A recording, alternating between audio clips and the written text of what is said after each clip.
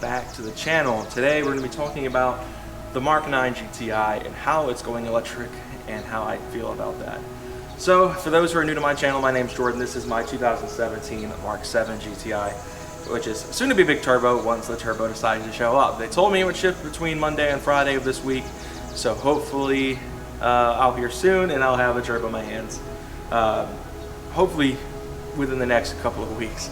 Obviously it's not going to be going on the car for a while. My plan was to actually install it this weekend, but due to the fact that one, the turbo hasn't shown up, and two, the base map also hasn't shown up, you know, it doesn't make sense. It's my only car. I can't really afford to have it down for long like that.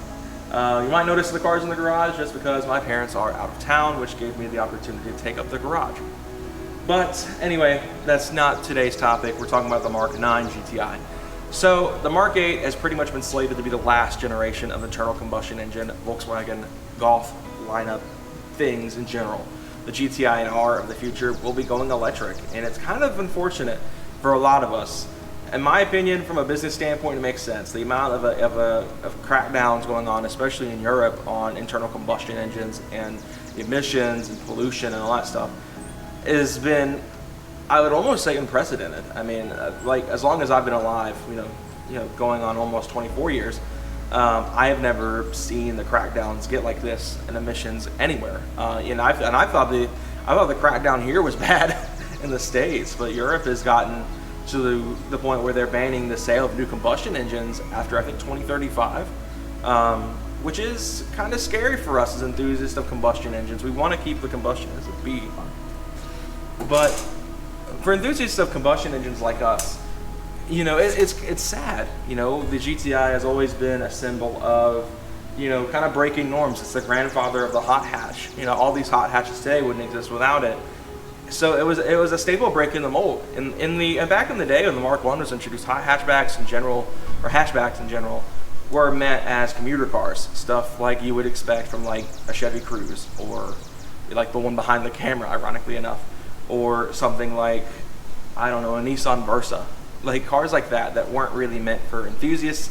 They're meant to be point A to point B, economical, and have some space to them, like just effectively a small station wagon. And that's always where hot hatchbacks came in, is that they broke the norm. And at least from my viewpoint, that's what they've done. And so seeing that, you know, the norm is going to be, you know, instilled upon the Mark 9, with Europe pushing so hard for electrification all around. And in my opinion, EVs still aren't mature enough to be the end-all be-all powertrain for cars. I have been a proponent of not only their lack of soul, obviously standard car guy argument at that point, but I just don't think the infrastructure is there yet to support electric vehicles in that manner. And while it's better than it was in like 2010 or 11, whenever the Leaf first came out, you know, it was one of the first more practical mass-produced electric cars. You know, obviously, in my opinion, it's still not there. And that's going to be a huge issue to me. For me, obviously, they've got, you know, just over 10 years to try to figure that out before the ban goes into effect. And I don't know, maybe Europe's charging network is different from the States. The States, in my opinion, just is not there yet. I think, you know, obviously the proprietary Tesla stuff is obviously an issue, which, you know, a lot of brands are starting to fix. A lot of their new electric cars are coming with the Tesla-style port standard, which will allow them to charge for places that only offer charging for Tesla models. So that's good at least. But in my opinion, EVs just aren't there yet, and they haven't matured enough to just automatically be the end-all be-all. I've been a huge proponent since day one of synthetic gasoline. Porsche and Bosch's Project E-Fuels have been something I've been heavily invested in. Every time I see an update on it, I'm like reading it, trying to figure out if this is going to be something that could be very viable commercially to keep cars on the road. Motorsports are already switching to it. I believe Porsche Super Cup already utilizes full synthetic gasoline. I think it uses Porsche's e-fuel. And obviously Formula One is transitioning to it as well. And as a Formula One fan myself, that gave me some hope that maybe synthetic gasoline can make its way to cars like this one here to keep this one on the road well past 2035 and the ban of gasoline vehicles, excuse me, at least in Europe. Obviously, I don't know if the states will follow. I know California, I think it was, has already and intended to do something like that too. Thankfully, I live all the way on the other side of the states, so I don't have to worry about California and its ban on internal combustion engines affecting me at all. But obviously, for the GTI enthusiasts, there's tons of GTI enthusiasts in California. I imagine that that is scary for them, outside of the fact that they have to deal with getting pulled over for stock exhaust. At the end of the day, it's just more, from a business standpoint, I completely understand it. But for people like us who buy GTIs and own GTIs and love them to death, it breaks our hearts a little bit. You know, we've been, you know, these cars have been the headlining hot hatch for years. I mean, they've been, you know, the go-to for many people looking to get their first hot hatch because of just the reputation and legacy that the badge has. And I think that going electric will harm that legacy. Now, obviously, we're going to be stuck with it regardless if the ban in Europe happens, because the car's, you know, homeland is Europe. And I think anything that happens there will trickle to the United States as well for fans of the car here. And it's just a shame. And I'm just hoping that if that's going to continue and Volkswagen is dead set on the Mark 9 being electric, they give us some of the most savage versions of the Mark 8 possible. And make me wish I'd waited and gotten one like I intended to even more. That's another story for another time. You know, I would love to see, you know, if Volkswagen's going to do it, I think they need to bring the Club Sport S back one more time. That car was iconic. It beat the Type R around the Nürburgring and set the front wheel drive record. I mean, that was a car that I think should have came to the States for one thing, but two, was probably Volkswagen's best work. I mean, honestly, I mean, it beat the Golf R around the track, which, you know, the Golf R has always been kind of the flagship vehicle of Volkswagen for performance enthusiasts. So, you know, in my head at least, it makes sense for, you know, Volkswagen to do it one more time, bring the Club Sport S back, build something that is astronomically good at handling. I would be willing to put my money up and trade this in on a Club Sport S, even after the big turbo install and this car is making almost 400 wheel. Like, I would put my money where my mouth is and go get a Club Sport S if they brought them to the States.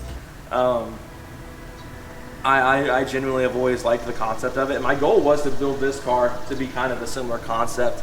And I might still do it. Might do a North American Club Sport S style car. It's already got the suspension work. It just needs the bucket seats. I'd probably keep the back seats in though, because it's my only car. But, you know, if someone has a set of Club Sport S seats in the States that they're willing to let go for not astronomically a ton of money, or knows a place where I can import them for, you know, under $3,000, please let me know, because I would love to get a set of Club Sport S seats. And I would love to see Volkswagen push harder with the Golf R. I mean, while it is improved in terms of stock horsepower over its predecessor, my beloved Mark 7 chassis, you know, they need to crank it up a notch. I mean, brands are starting to push absurd numbers out of 4-cylinders. I mean, we're seeing Mercedes with a hybrid 4-cylinder in the C63, which I cannot stand, producing, I think it's like, what, 600 and some horsepower? Like, that's nuts. And I'm not saying a Golf R needs 600 horsepower from the factory, as nuts as that would be. You know, maybe do some mild hybridization. I like mild hybrids. I don't mind mild hybrid cars, like the RS6 and like the 296 GTB and stuff like that. I just don't like full EVs. But seeing like a slight mild hybrid system, similar to what's on the RS6, on like a Golf R Special Edition, even if it was called the Golf RS or something like that, just something nuts. That's what I think Volkswagen should do if they're going to go full force, discontinuing the internal combustion engine as a whole on the GTI and R chassis. That also makes me a little bit worried for the rest of the MQB family. Cars like the Audi S3 and of course the legendary RS3. You know, what that could mean for them. Are they going to go electric too because of the chassis similarities? What does this mean for the GLI? I mean, like the GLI, in my opinion, I'd be surprised if they brought it back for the next generation. I think a Mark 8 GLI probably just isn't going to happen. Because unfortunately, and I mean unfortunately, the GLI just hasn't sold like its predecessors, you know, or like its Golf cousins have, which is just really unfortunate. I love the Jetta GLI. I especially love the new gen Jetta GLIs. I almost got one instead of this, but I was very much talked into the hatchback. But, you know, I love the GLI as a platform. So I'm hoping it sticks around, and who knows, maybe that'll be Volkswagen's outlet for the combustion engine. Maybe they're doing the GTI in electric, but they might, you know, keep the GLI combustion for another generation. I don't know. what Volkswagen's up to. But I would love to see Volkswagen push one last time if they're going to go full electric on the Mark 9.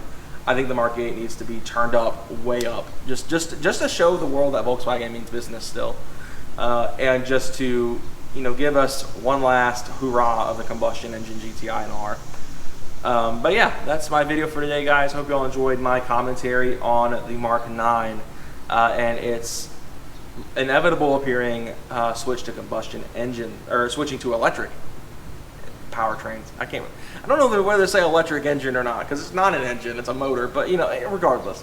So hope you guys enjoyed this video. If you did, be sure to like, subscribe, more content coming soon on this car right here, because there's stuff I want to get done to it before we do the turbo anyway. I've got a front mount intercooler that I unboxed in the last video that I was hoping to have on the car pretty soon, but it's looking like that other cars throughout my friend group need to be given time first. That's not a bad thing. We all work as a team to help each other build cars, so it's fine if I have to wait a little while longer. The car's fine as it is. I mean, I have plenty of fun with it. But yeah, I'll have a turbo unboxing video for you guys soon as well on the 3071R once that shows up. Once I figure out when that will be, and then from there, who knows? Maybe we'll start working towards figuring all the stuff I'll need for a Club Sport S conversion to make this car as close to a factory Club Sport S as possible, with some more power and a little bit more turbo noise. I was looking into doing the Club Sport wing and the Club Sport bumper and all that kind of stuff. If I do all that stuff, I might wrap the car. I like the black, but the black is a pain to keep clean. More than likely, I'll probably emulate the spec of the Mark 8 I was going to order, which I'm actually going to film that video after this, because I want to have a stack of uploads for you guys in the interim. But yeah, hope you all enjoyed this video. If you did, be sure to leave a like, subscribe for more content coming soon on the channel. I'll see you guys next time. Have a great day, guys.